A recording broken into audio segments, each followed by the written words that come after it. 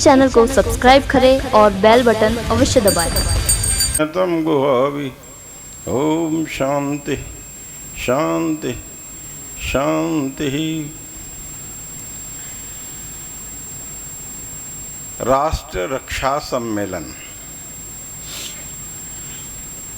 और वेद प्रकाश विद्यार्थी जी संचालक, आचार्य सत्यजीत जी तृतीय आश्रम में इस मंच की अध्यक्षता कर रहे हैं। विश्वमित्र जी मेरे पीछे हैं, पथिक जी भी बैठे हुए, शायद सबको बोलना है। विजयपाल जी भी हैं, आचार्य विजयपाल जी भी हैं। तो बहुत संक्षिप्त समय में कुछ बातचीत करना चाहता हूं और 2 मिनट वेद की उस ऋचा की तरफ आपका ध्यान आकर्षित करता हूं। चाहे ये शरीर राष्ट्र हो, भूमिका में हैं तो ये विद्यार्थी, मगर इनके घाव बड़े गहरे होते हैं।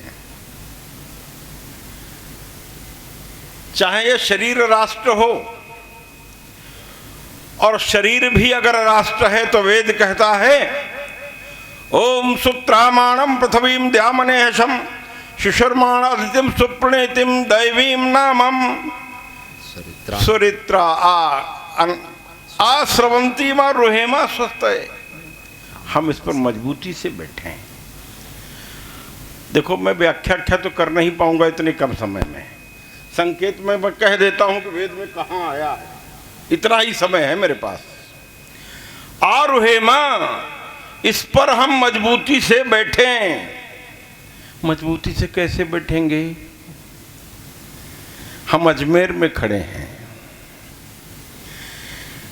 अजमेर का एक रत्न था जो मुझे याद आ गया ऐसे अवसर पर।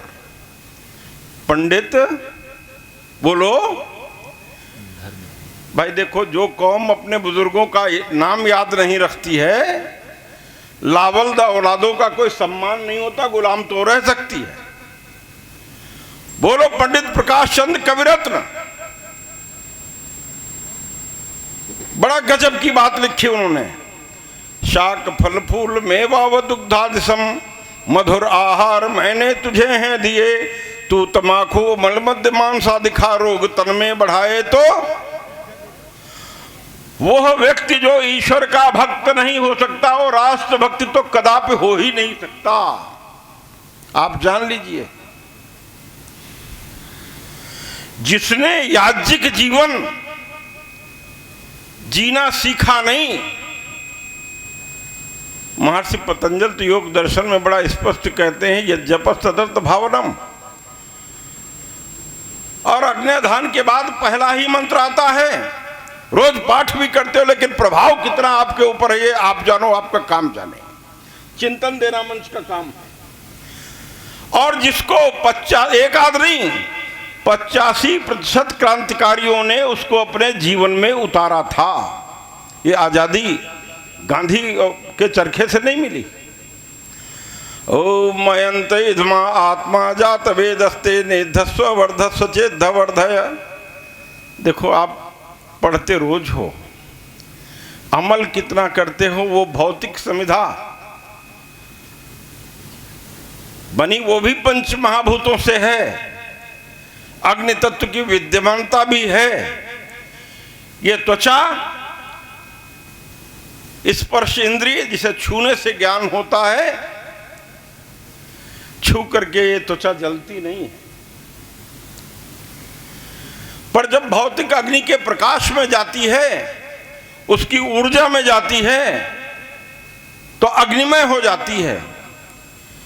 यहां पर अभिप्रेत मंत्र से जो है उस भौतिक संविधा से नहीं है, वहां पर अभिप्रेत है आत्मा से। आत्मा संविधा है और अग्नि स्वरूप वो परम सत्ता है। इसलिए ईश्वर स्तुति प्रार्थना उपासना मंत्र में भी बड़ा सुंदर कहा है,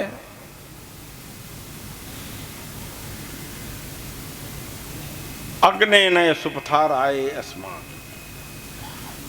अग्नि स्वरूप परमात्मन हमें अपने आलोक में ले चलो, अपने प्रकाश में ले चलो, अपनी विद्याओं में ले चलो, अपने ऊर्जा में ले चलो। और कहते हैं हमारे भजनोपदेशकों का बहुत बड़ा योगदान इस क्षेत्र में रहा है, राष्ट्र के रक्षा के प्रचार प्रसार में। आपको लगता होगा, लेकिन उनके विषय में आप सुनोगे तो आंखों में आंसू जरूर आ जाएंगे, कुछ ऊर्जा आपके अंदर जरूर प्रविष्ट करेगी।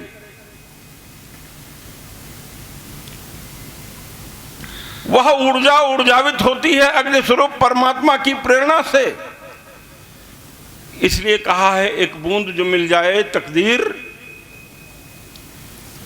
परमात्मा की प्रकाश ज्ञान की रश्मि की एक किरण अगर मिल जाए तो अंधकार अंतःकरण का, बहुत सारा अंधकार नष्ट करने के लिए उस परमपिता परमात्मा के ज्ञान के प्रकाश की एक किरण भी पर्याप्त है। और अगर इस विधा को चाहे पंडित राम प्रसाद बिस्मिल हो, चाहे अशफाकुल्ला हो, चाहे लाहिड़ी हो, याद कर लेना अशफाकुल्ला को प्रेरणा कहीं किसी मस्जिद वाले ने नहीं दी।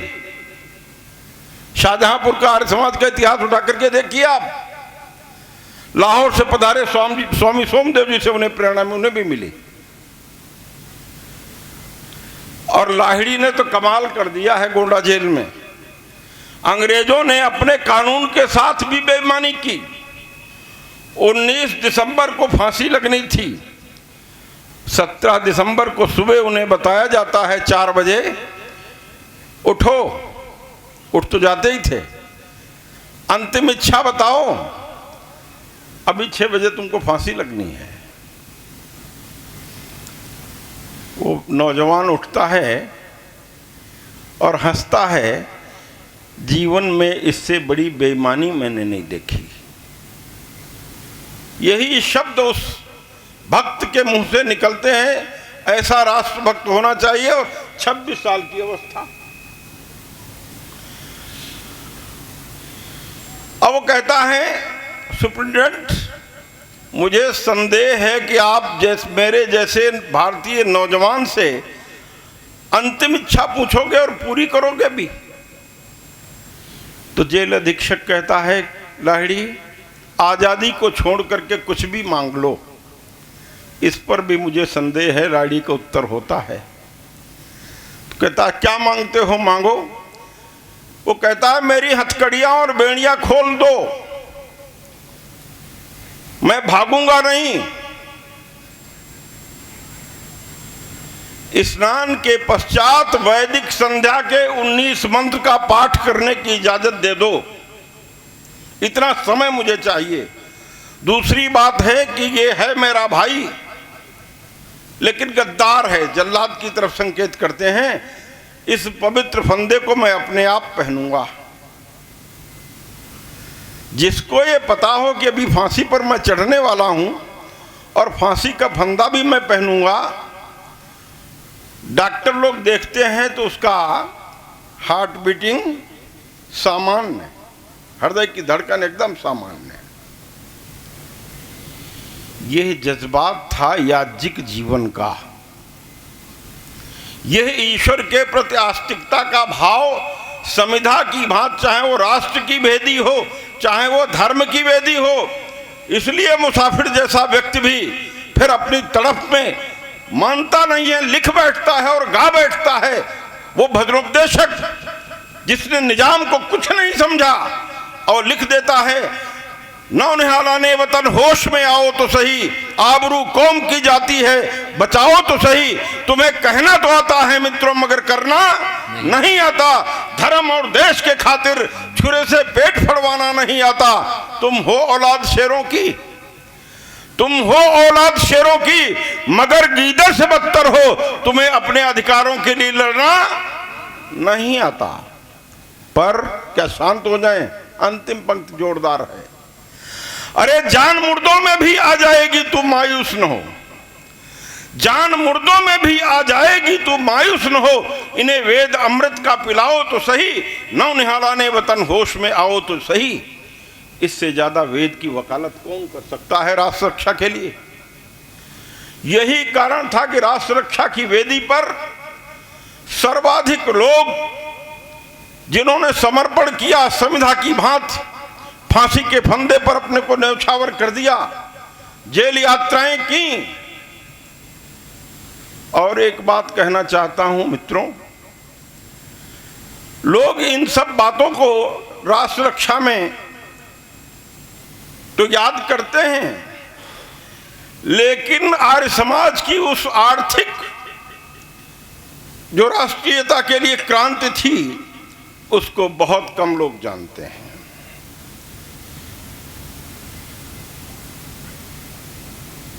बैंकिंग के क्षेत्रों में भी अंग्रेजों को आर्य समाज ने चुनौती दी।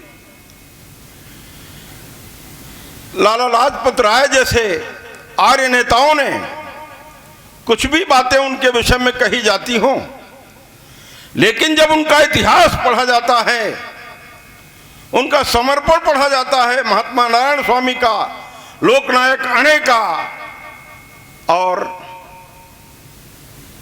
निलंगा के बाघमारे जी का, शिवदयाल जी मेरठ जी का, कुंवर सुखलाल आर्य मुसाफिर, पंडित रामचंद्र देहलवी, पंडित धर्मदीक्षी लखनवी, एक लंबी सूची है जिन्हें निजामी राज्य में घुसने के लिए प्रतिबंधित थे। निजाम की तीसरे पाकिस्तान बनने की जड़ें हिला करके रख दी आर्य समाज ने। और सरदार वल्लभ भाई पटेल के नेतृत्व में नेहरू और गांधी को एक कोठरी में बंद कर दिया गया और निजाम से हस्ताक्षर कराए गए। भारतीय संघ में विलय के लिए निजाम को 3 मिनट का समय दिया था उस समय सरदार वल्लभ भाई पटेल ने। ये क्रांति कब संभव हुई? आज तो जिहाद के उसमें सारा संसार अफगानिस्तान को झेल रहा है, लेकिन उसका भी रास्ता एकमात्र वेद है, सत्यार्थ प्रकाश है, मानवीय संदेश है। और जो भारत को करने चाहिए, आप तो यहां हर मस्जिद में तालिबानी पल रहे हैं। तुम कहां सुरक्षित हो? कहां की बात करते हो? तुम्हें समझना चाहिए, तुम्हें उधर लौटना चाहिए। यह तुष्टीकरण की नीति तुम्हारा साथ नहीं देगी। अगर अपनी संतानों को वो बीज जो सुसुप्त पड़े हैं, तुम्हारी कायरता से सुसुप्त पड़े हैं। ऋषि दयानंद का तो यही तो कहना था, ए आर्यो, तुम्हारी आलस्य और प्रमाद के कारण ये वेद शंखासुर उठा के ले गया। उसको झाड़ करके खड़े हो जाओ, अपने कर्तव्य, अपनी सत्य को पहचानो। ये दरगाह में पड़ा है कुछ दूरी पर, बेला और कल्याणी पृथ्वीराज की बेटियों ने उसकी कारागार में रह करके उसकी जो जौहर दिखलाया है और जो विजयशील प्राप्त की है वो भी काबिल तारीफ है। इसलिए भारत के इतिहास में बेला और कल्याणी जैसी बेटियों का भी बहुत बड़ा योगदान है, लेकिन आज इतिहास में हम उसको पढ़ते नहीं, हमारी संतानें जानते नहीं। आज तो कमर मटकाने वाले जो नशेखोरी में व्यस्त हैं लोग, बंबई वाले, उनमें ज्यादा लोग व्यस्त हैं। आज बेला कल्याणी को कौन जानेगा? ओम का संकेत हो गया। मुझे लगता है कि अब वाणी को विराम देना चाहिए। जज्बात आ गए थे, थोड़ी बात मैंने कह दी। राष्ट्र रक्षा केवल वैदिक मिशन से ही संभव है। महर्षि दयानंद उनके अमरग्रंथ सत्यार्थ प्रकाश को पढ़ करके ही जीवंत हो सकते हैं। वेद ही एक जीवन की दिशा और दशा, राष्ट्रीयता का क्षेत्र हो, चाहे धर्म का क्षेत्र हो, और चाहे कृणवंतो विश्वमार्यम का नारा हो। सारे परिवार को भवत्येक नीडम, सारे संसार को देख करके उस राष्ट्र की परिकल्पना हो। हमें यही संदेश लेकर के आगे चलना होगा। आप सबका बहुत बहुत हार्दिक धन्यवाद। ओम शांति।